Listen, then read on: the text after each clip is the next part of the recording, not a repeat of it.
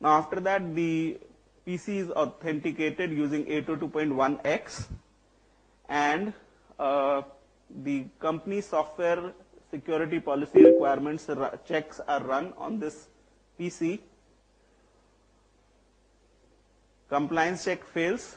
So the example I was taking, the virus signatures were too old on the PC. It is then automatically moved to the remediation. From the remediation, the virus definitions are downloaded. The machine is now fully patched. After it is fully patched, the enforcement point, which is MAG or the UAC, which was the same in case of the wireless, if you remember, right? It pushes the same type of policy what it was pushing earlier to the switch and to the firewall, provisioning access for the user who just logged in using the 802.1x authentication. SRX enforces user policies, allowing user basic access, and like in previous examples, access to finance was blocked. Further, access to non-productive websites like Hulu or Muft.tv using the app firewall feature is blocked. So AppSecure blocks non-work related applications, and using AppTrack and STRM, which is our Security Incident Event Manager or SIEM, which is the correlation engine we have, we can collect data per user, and we can track the user and the application using different reports as generated by the STRM. So, as we have seen over here, we can enforce consistent security irrespective of the method of access, be it wireless or wired, because the access is provisioned on user rather than the device or the IP. We can have consistent enforcement of policy. Further, if the machine is non-compliant to the compliance policy set out by the corporate, we can first remediate and only then grant access once it is fully compliant. So far we have been taking the case wherein the user was in the controlled LAN of the administrator. It was the wired LAN what we were talking about, right? Let's see how does the off-site access works. The reason we are looking at this is because we are talking about consistent security policy implementation, right? So we've seen the case of a wireless, where the wireless was again under the administrator's control. We have seen the case of a switch, which again was under administrator's control. Now we would look at the off-site access. So we have a situation wherein a user is using some free internet provided by some coffee shop and is trying to access the corporate resources. So user needs to access company internet over non-corporate network, and in this case the user is using iPad. So here what would happen is, first of all, the user would need to get authenticated, and also because this is unsecured network, the transmission has to be secured, right? So in this case what would happen is, the user would initiate a VPN tunnel, which would be a SSL VPN tunnel, so to the SSL VPN gateway, like this. So the MAG, which is now acting as the SSL VPN concentrator or the SSL gateway, verifies the user identity, establishes the VPN. So now whatever is flowing over the tunnel is encrypted and is allowed access to the network. Further, again the same thing happens. MAG pushes role-based ACLs and firewall policies to the enforcement point, which is the firewall. So all the traffic from the user using the encrypted VPN tunnel goes all the way till the SSL box. Further, the MAG, because it has established the identity of the user, dynamically provisions the policy onto the firewall. So irrespective of the access mechanism, we have the same case wherein the user would be allowed access to everything other than the finance server, and also using the AppSecure, AppTrack restriction is there for the non-productive websites. Right? Any questions? So we would demonstrate this as part of our demo as well. So we'll be using the iPad for demoing it. But unfortunately, we don't have the cable, so we can maybe give the iPad to you and you can try it. We'll give you the user credentials and you can try it on your own. Yeah. Question? Yes.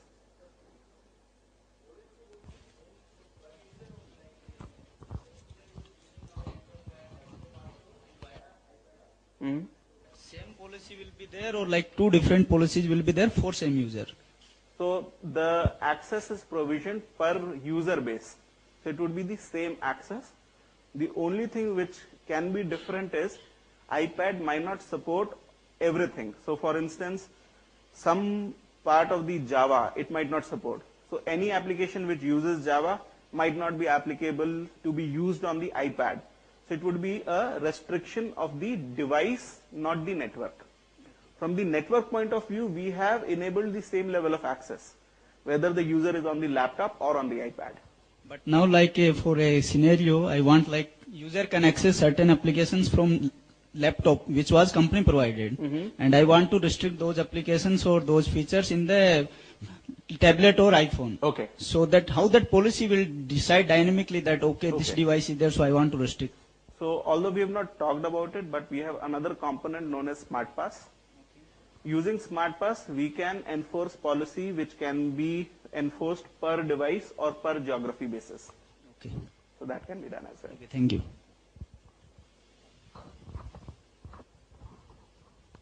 Right?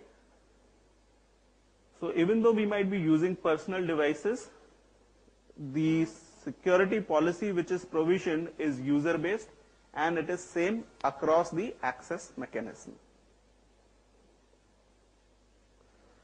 A quick look at the campus products portfolio, what we have. So we have at the Access EX3200, 3300, 2200. At the aggregation, we have 4200. For a medium campus, 4200 can even be at the Access. We have 4500 at the aggregation for a medium campus. And then we have EX8200 at the core.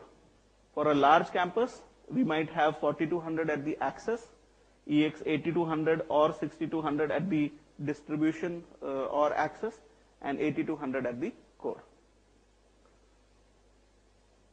So 8200, 4500, 4200, 4300. These four families of switches currently support virtual chassis as the technology.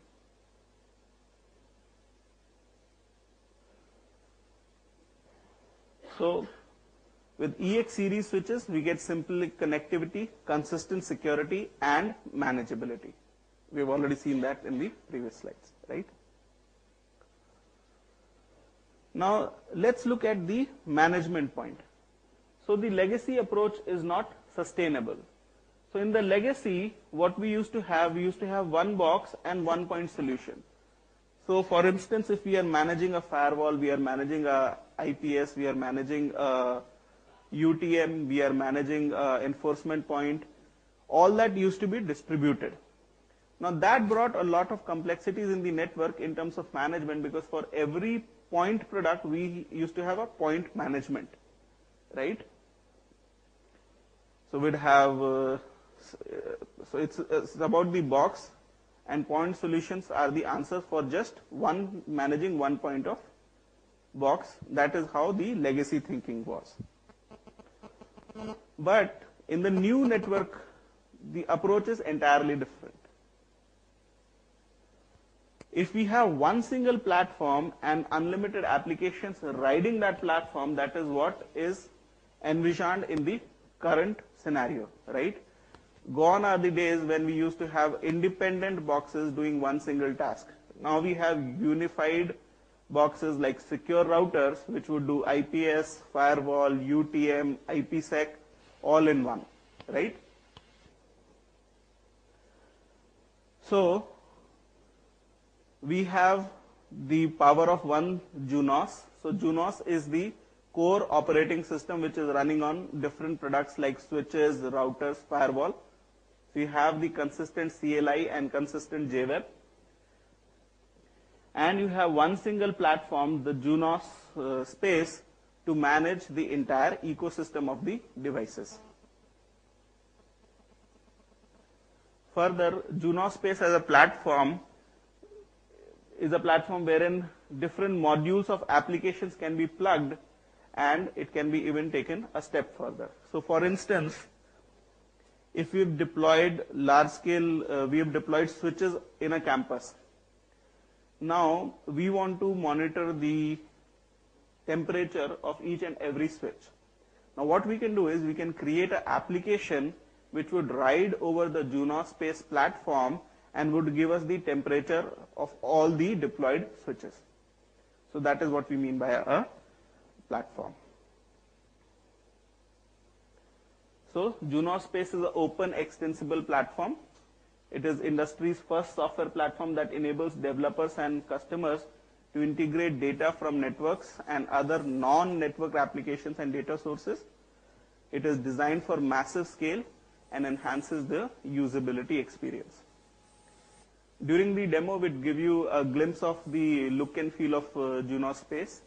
So just to showcase how it looks like and what all benefits it can bring to the table.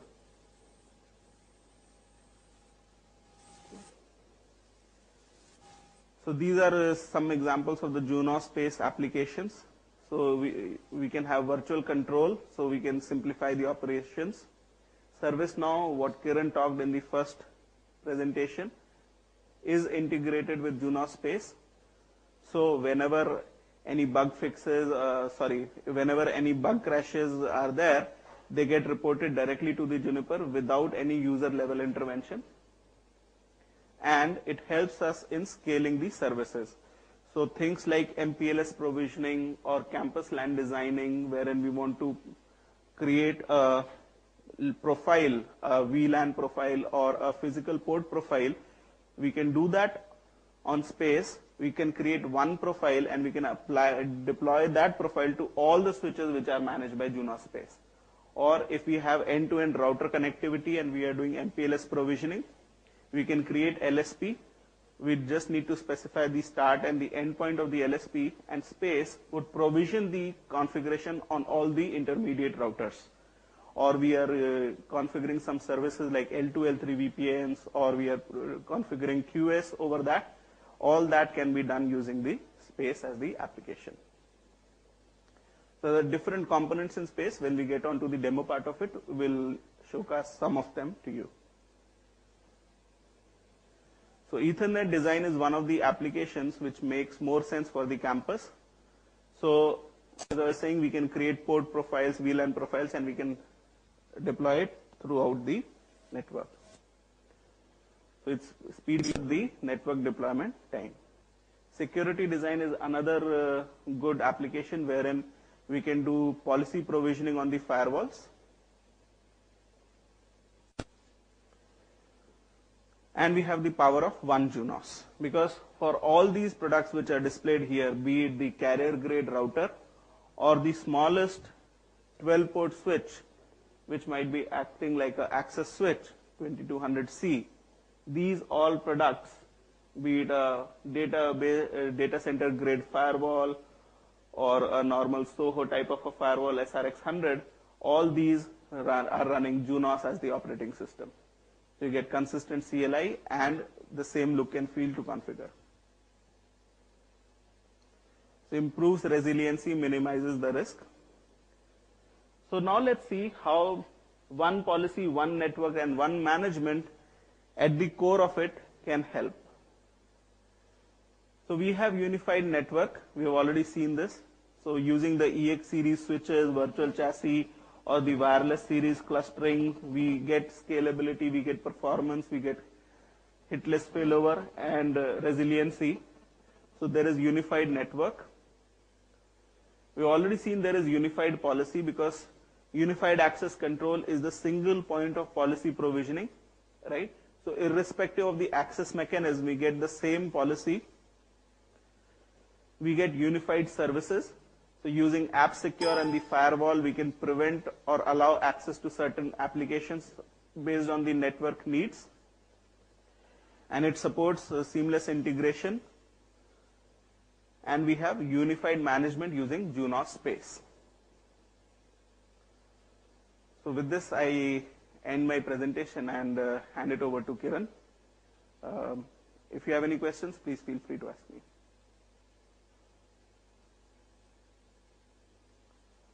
Nothing? Thank you, everyone. Previous two speakers, Kiran and Rajesh, we have discussed the innovations and also how we can simply connect. So specifically in the last section, we talked about the wireless.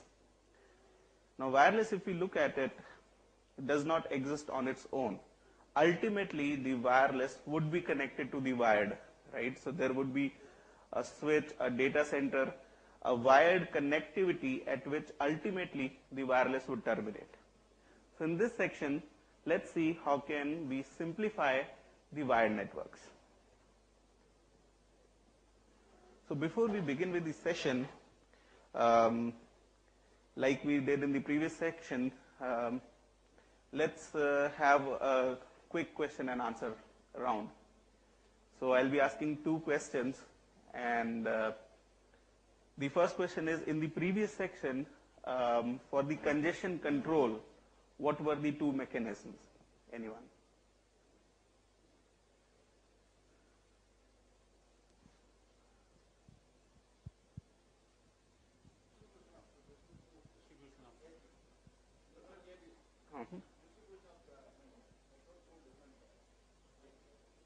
Right. Active that can be configured in that different APs. Right, right. So to avoid that congestions. Right. Correct. So And working in cluster. right. And the other question would be for resiliency. Correct. Active. So actually for congestion control, although active can help, but it's more to do with the resiliency. For the congestion control, we have CMM, and also we have 802.11i, as what Rajesh spoke about it earlier.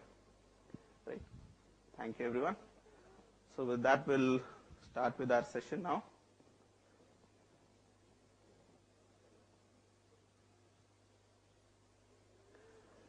So we've already seen this slide earlier, wherein the goal is to be simply connected. We've already covered the bit of the Junos and the wireless LAN series, and in this section we'll cover the EX series. So as Kiran mentioned, so we already have the concept of managed switches, and we already have clustering, right, or stacking. And one of the key differentiator is we have virtual chassis in Juniper. And as we were discussing in the first section, the chassis-based approach is superior to the stacking in few of the parameters, like you get redundancy in routing engines, and you get failover things which you normally do not get in a stacking type of situation.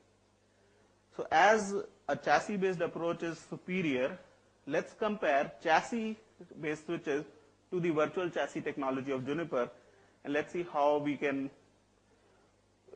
simplify the wired networks.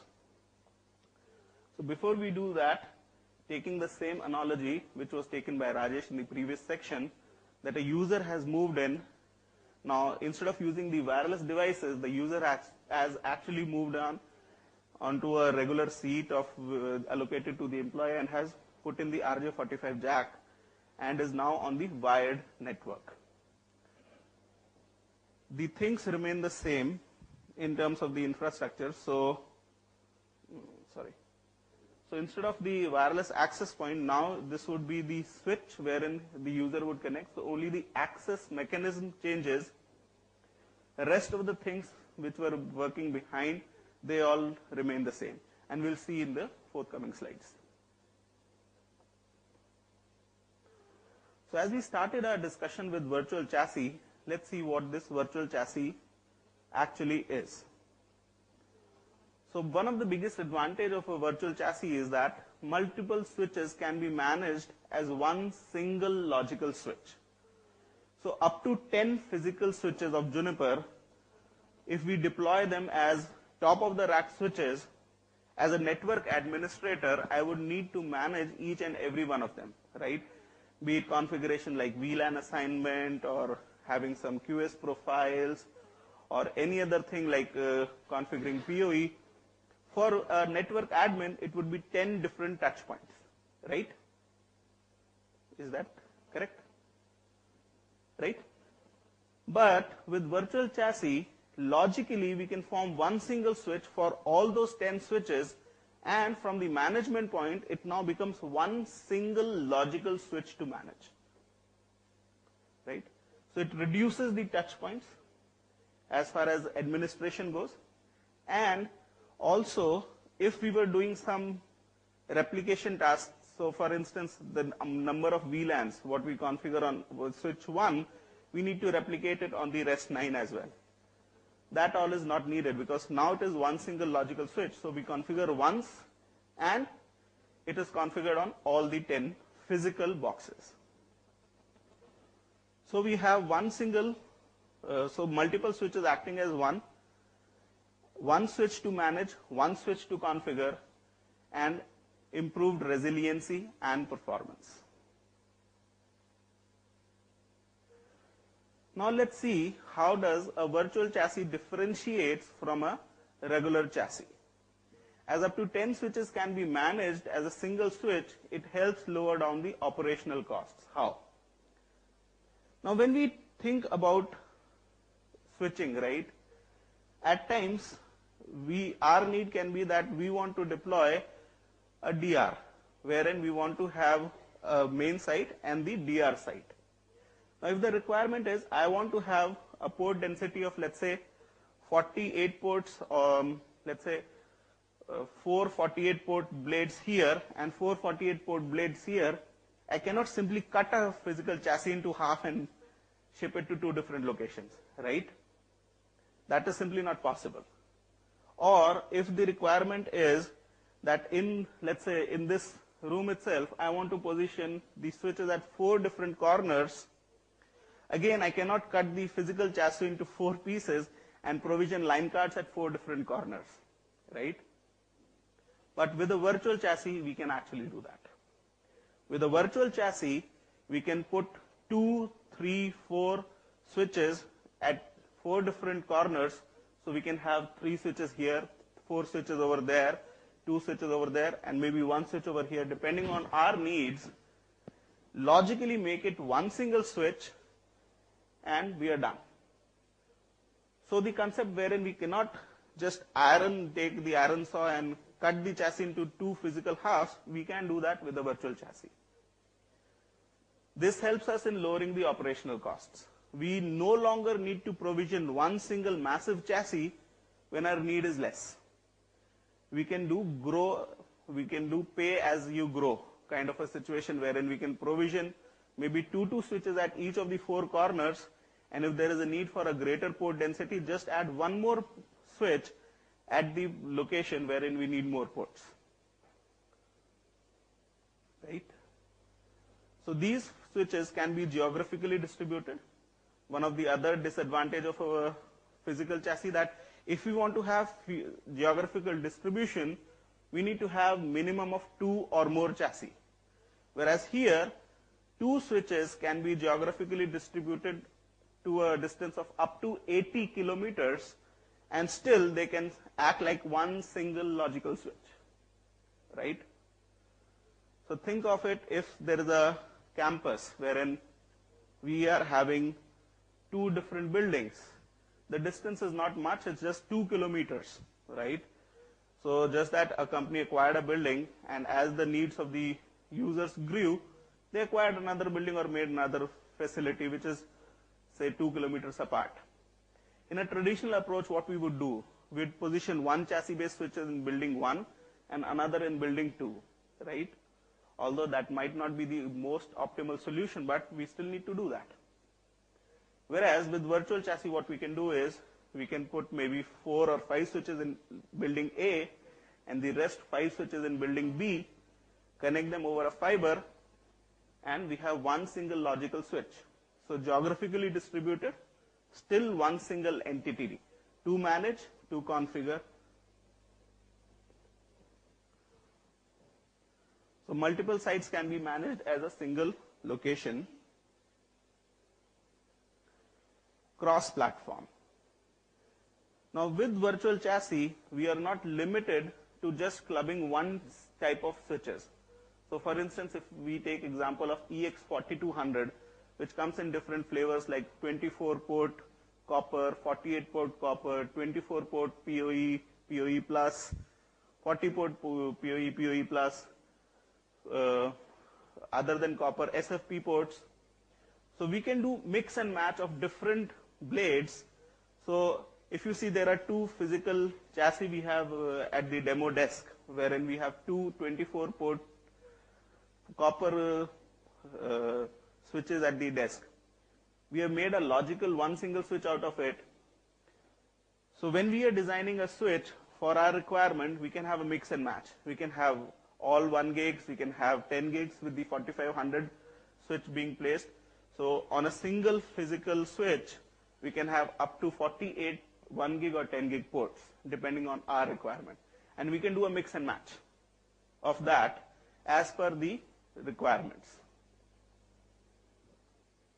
So seamless migration and investment protection, and it is available on most EX series platform.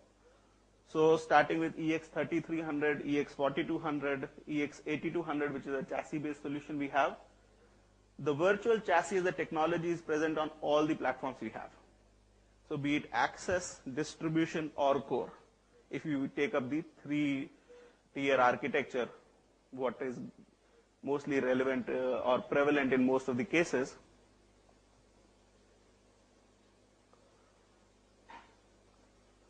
So this is industry only solution wherein you can have this kind of a virtual chassis. Virtual chassis as a technology is not just limited to the EX series platform. On other platforms as well, we have the concept of virtual chassis. So even on the MX3D edge routers or the TX, which are the service core routers, we do have the virtual chassis technology over there. So let's see how normally switching takes place. So let's say we have a 10-port chassis which is acting as a virtual chassis. We have a dedicated master, we have a dedicated backup, and switching is happening on a local node. So switching between A and B. Here there are no problems because it is local switching. So the ingress and egress are on the same port. No further lookups done, and switching happens without any problem. Now let's look at another scenario wherein ingress and egress are at two different ports on the physical chassis. These are different slots.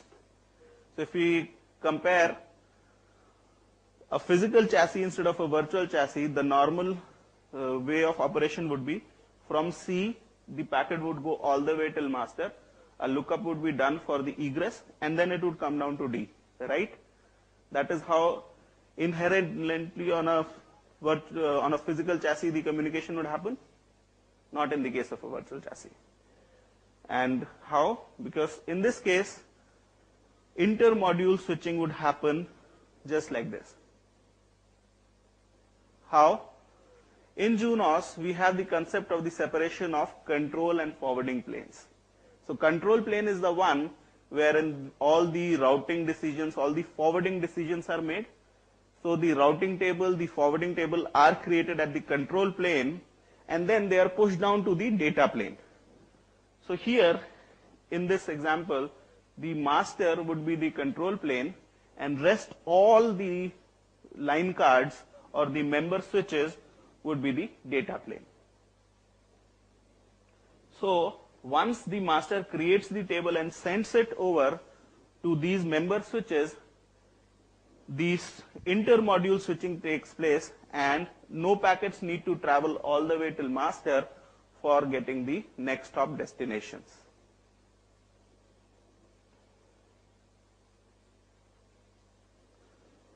this is the example I was taking wherein we have a DR kind of a situation. So we just can't cut the chassis into two halves if the requirement is we want to have 4 into 48 port density at one single location. So in this case, when we have the virtual chassis distributed using the fiber, even if one complete side goes down, we have the DR over here, wherein this can still function on its own and give the entire DR capabilities to the network. So here, although these two locations are geographically distributed, we still have one single switch to manage, and additionally, we also have the benefit of getting the disaster recovery. Any questions on this? Anyone? Yes, please.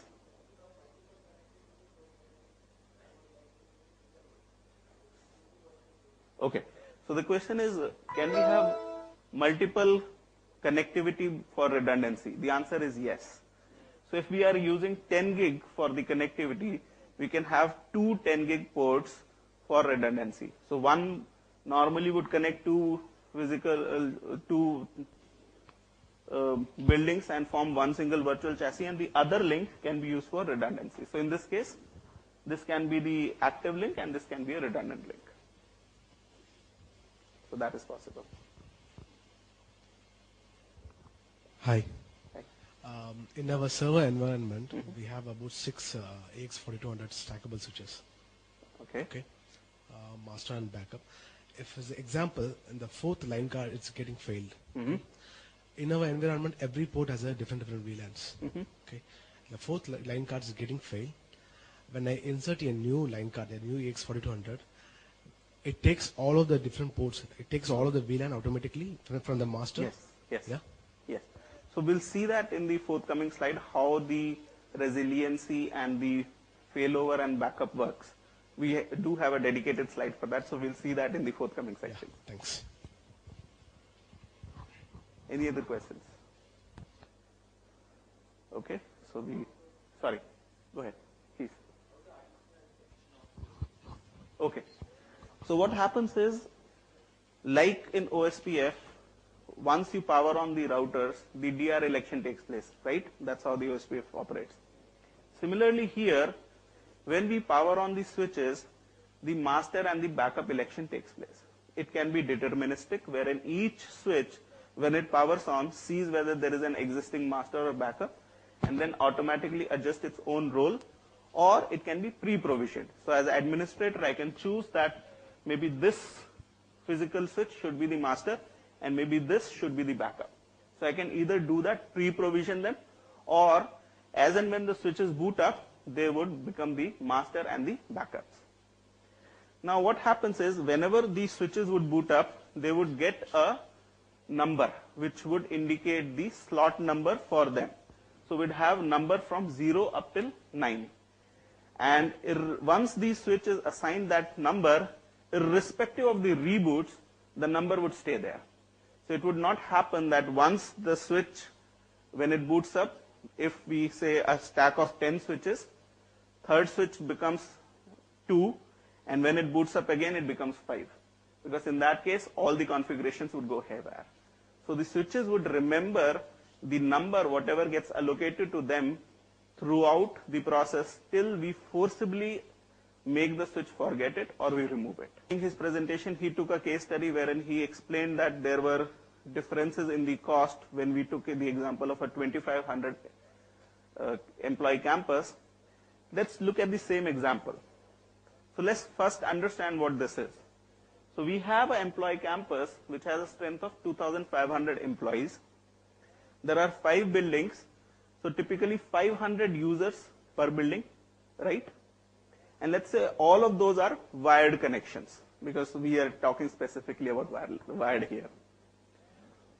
So now that would translate into approximately 50 access switches, correct?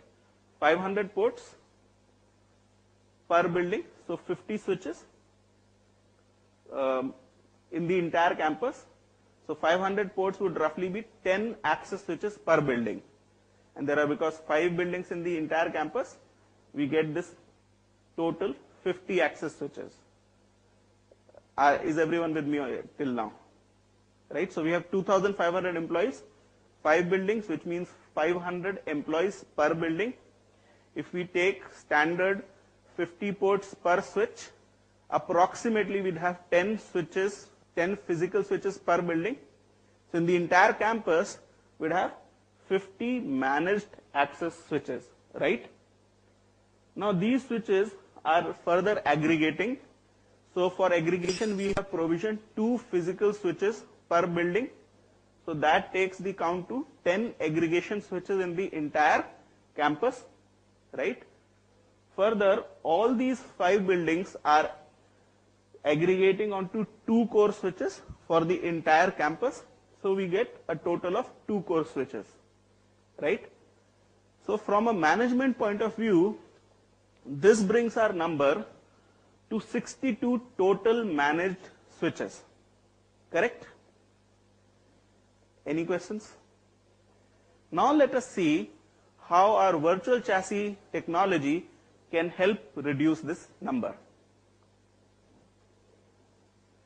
So, the moment we position virtual chassis over here, these 10 switches got collapsed into one single access switch per building, which made it to 5 managed access switches for the entire campus, right? Further, if we look at the aggregation, we have 2 switches per building, or 10 in total, right?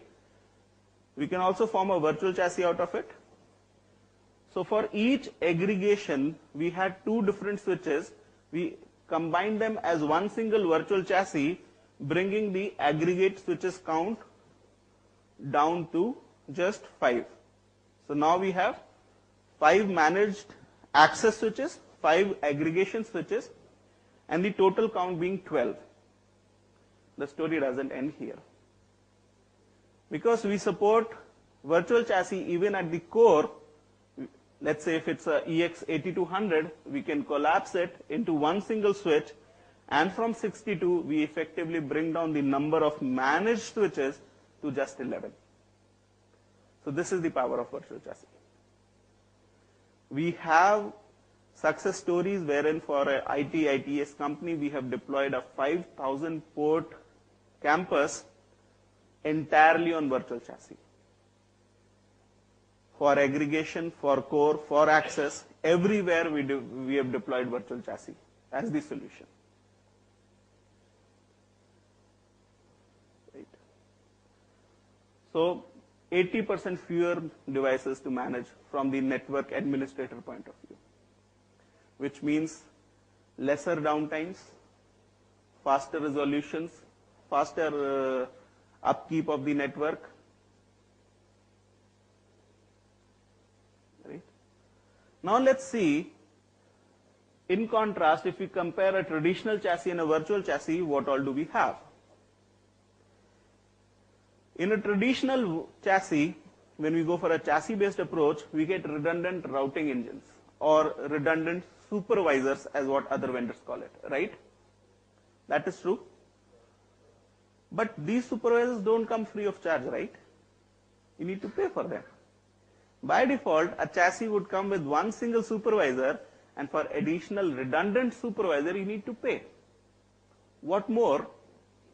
In a traditional chassis, these 2 supervisors would consume 2 slots.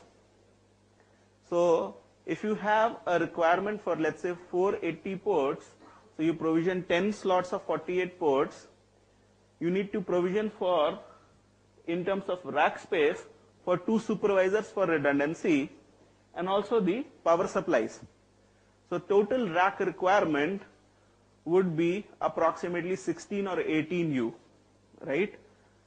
Whereas in case of a virtual chassis, the rack space requirement is just 10 U. We'll come back to it again.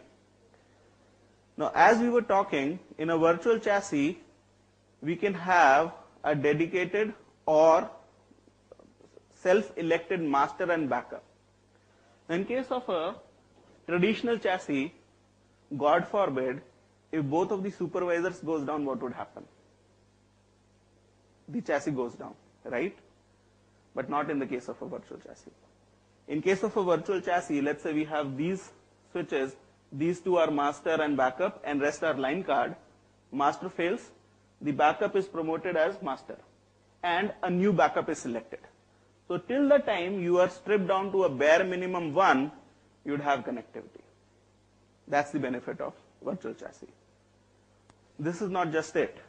These cards, although they are acting as master or backup, they are still doing the regular switching for you.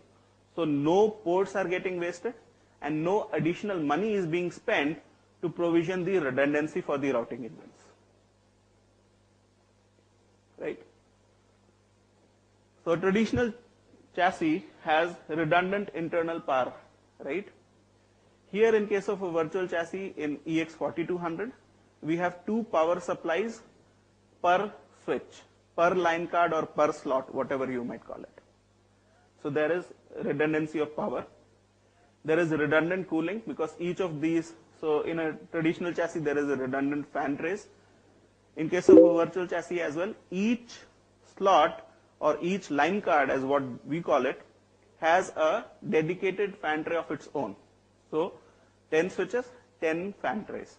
Redundancy is there. High density of fiber and copper ports, yes. In a virtual chassis, we get to do a mix and match of that depending on our need. Like demonstrated over here, we can have 24 port fiber, 48 port fiber, and club them into one single virtual chassis. Over there, it's a single device to manage. So is the case in a virtual chassis. We have the single device to manage. Any questions? Okay. So let's see further, how does virtual chassis help us? As we all know, the power requirements of a traditional chassis are far more higher than one single 1U rack switches, right? Even if we stack 10 switches, 1U switches, the power requirements would be lesser when compared to a traditional chassis. The power footprint would be even less because we do not have dedicated supervisors. We have member switches which are acting as master and backup on need basis, but they are not just doing that, they are even doing the switching. So the line card functionality is also done. So effectively the power is consumed is less. The cooling requirements are less because you have fan tray per switch. That helps even with the lesser cooling requirements. Space requirements, we've already seen that, whereas a traditional chassis might need up to 16 or 14 U of space, a virtual chassis would only need 10 U if stacked right on.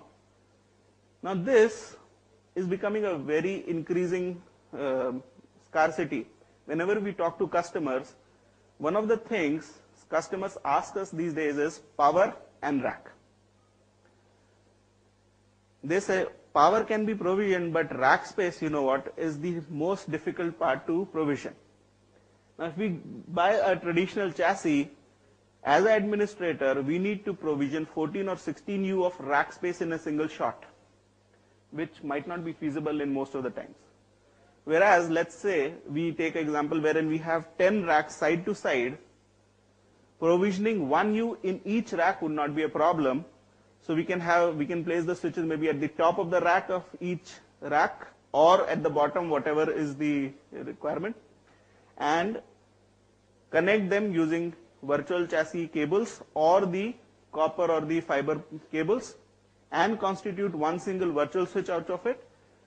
Requirements of space go down to 1 rack U per rack, right? 1 U per rack, whereas here it was 16 U's. And finally the cost.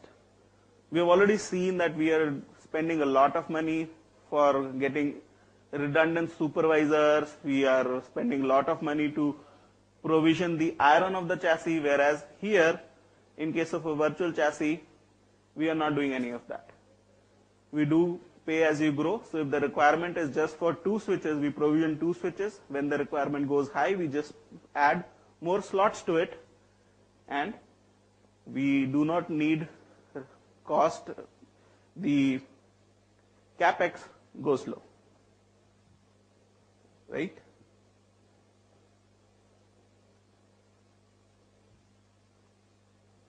Okay. So now let's see how the virtual chassis as a technology can fit into the topographies of the campus networks. So here we are only discussing two, wherein we have a horizontal or a vertical kind of a topography. So here, what do we want is, we have three different floors as demonstrated here, and each floor we have put a virtual chassis. Now additionally, we have created a lag or LSCP, what other vendors might call it, or link aggregation from these virtual chassis onto the floor 1. So other than the features or the benefits which we just saw, let's see few more advantages of having virtual chassis. So here, this EX8200 virtual chassis is providing redundant L2, L3 and 10G collapsed core, and each of these 4 floors is a 4200 or a 4300 virtual chassis providing redundant L2, L3 access. Access switches are connecting to the core using redundant link aggregates or lags, what we call. Now here's the beautiful part. There are no blocked links, there is no STP. In a regular switching environment, if you were to do this to avoid routing loops, you would need to configure some kind of a switching protocol, some flavor of XSTP. Whereas here, in the case of a virtual chassis, because it is one single chassis, there is no need to run anything like STP, RSTP, MSTP, nothing. Because in a physical chassis, we never run these, right? There is no need because it is one single control plane, it is one single management. So is the case here in case of a virtual chassis. No block ports, no STP, and there is no need for a VRRP, HSRP, or anything for here when we are connecting it down. So this is the advantage of the virtual chassis. In a traditional environment, whenever we go with redundant ports, right, 50% of our ports are there in the chassis, but they are wasted. They are only for the redundancy, right, which we might need, which we might not need. Whereas in case of a virtual chassis, because we have no STP, we have no VRRP or anything, there are no block ports. So the return on investment is quite high.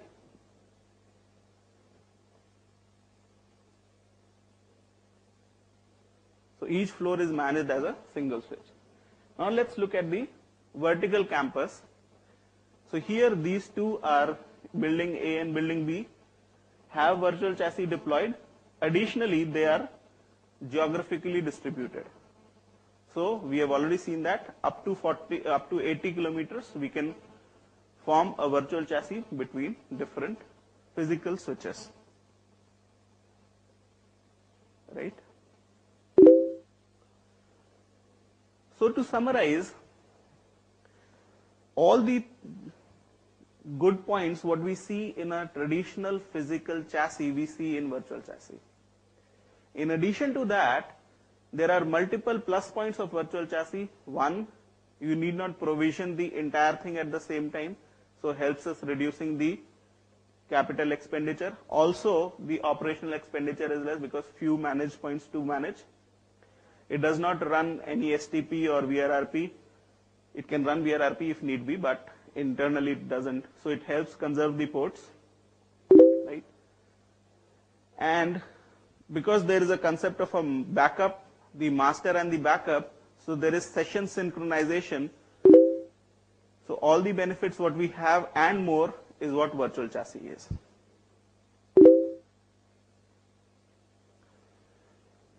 Now we had looked at the hitless failover and failback in case of a wireless, right? And we all know that ultimately wireless would terminate onto the wired. So if my wired as a network does not give me the hitless failover or resiliency, whatever the wireless gives me of no use, right? So as a wired network, I should support all what the wireless gave me and more. So let's see how we can achieve this in case of our virtual chassis.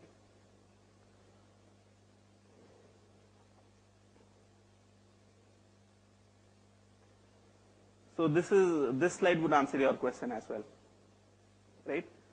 So this is the diagram what we have. So we have two virtual chassis over here, one EX4500 virtual chassis and one is a EX4200 virtual chassis.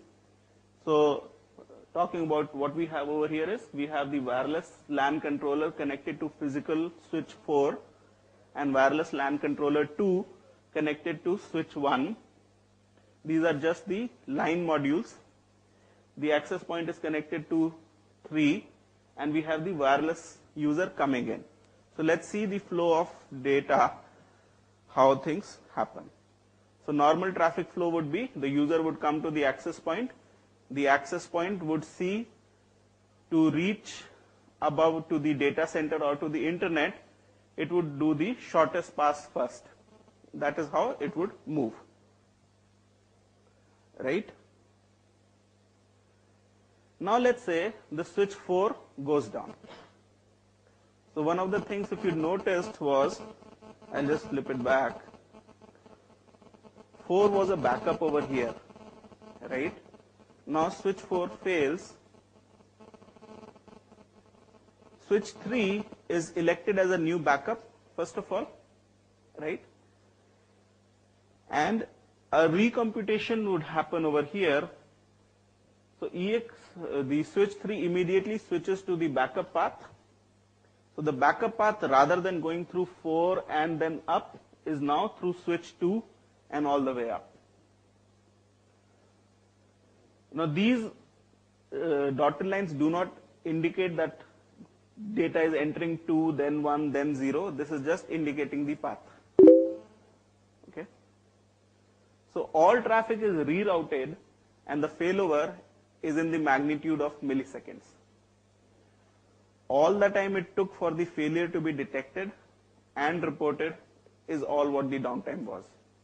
And in this case, because it is one single logical managed switch, it is very, very fast. Now let's say the switch 4 is restored, right? Now this has come down. This is a new switch which has come from the factory and we have just put the switch in the network. Now what would happen is, first of all, the master would detect that a new line card has been added to this virtual chassis. It would also detect that if there is any software mismatch or if any upgrades required, it would push that configuration onto the newly added member and the switch would be brought to the latest and greatest the image, whatever the master is running. And once the switch 4 is fully operational, the master would recalculate the path and again the optimum path is restored. Does that answer your question? Sir, Mike, please.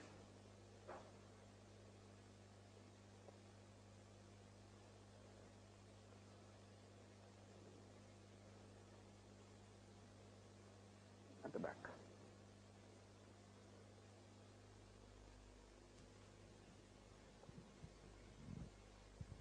See, when I insert a new line card with the default OS, whatever the old one, something like that, but my master is running with a very higher OS. When I insert it, my master will push the latest OS. Right. So what would happen is there would be a mismatch in the version. So let's say the chassis is running on 11.4, let's say Junos version, and the newly added line card is at, let's say, 9.6. Okay. The moment the switch becomes active on the network, master would detect a new member has come. Okay. It would also detect that there is a mismatch in the software. So what would happen is it can automatically download the latest image on the newly added member. The member would apply that image, would reboot, and then would come back up. So that is what would happen. So this is automatic. All we need to do is from the configuration point of view, on the master, there is a CLI to tell it that the image management has to be automatic. That's it. Nothing more. The moment a new member is added, it would see if there is a mismatch in the version, it would go into disabled state automatically, the newly added member. The master would push the latest signature, whatever it is running and the entire chassis is running. The newly added member would apply that image, would boot with the latest image, and now there is no mismatch. Right? Any more questions? Okay. So here in the demo, what we have planned with, we have the virtual chassis implemented using the 10 gig ports. So we'll take one of the 10 gig cable out during the demo to demonstrate the resiliency.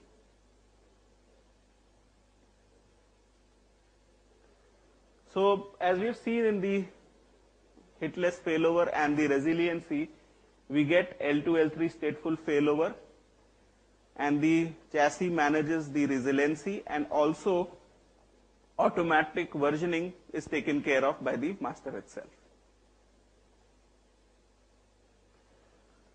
Now, one of the key requirements of today's world, as have been spoken by previous speakers, is consistent security. So irrespective of my method of access, whether I'm accessing it through wireless, I'm accessing it through wired, I'm accessing it through 3G or any other mechanism, the security enforcement should be consistent. So let us see how it can be consistent.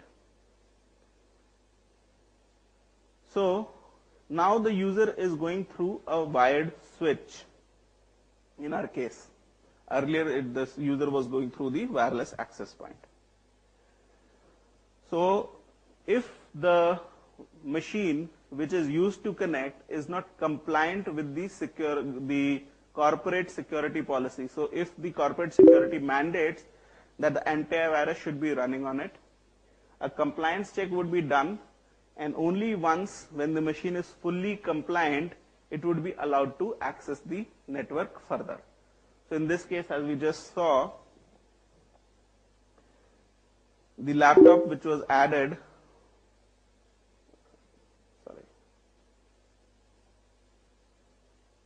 so a new laptop was added on which the antivirus was not running. It was detected. We have a component by the name of host checker. We'd be demoing this part of the presentation in the demo as well. So what we would do is we would use Microsoft Word as a corporate application which must be enabled on the PC before it can be allowed access. So what would happen is we'll start off the session without Microsoft Word opened. We'd be prompted that the computer is not compliant to the security. We'll open Microsoft Word and only then we'll be allowed access to the network. So here in this case, as on the slide, the system is fully patched from the remediation server, and once it is fully patched, only then it becomes part of the network. So let's see how in the background the network access policies are enforced. So the user connects onto the switch.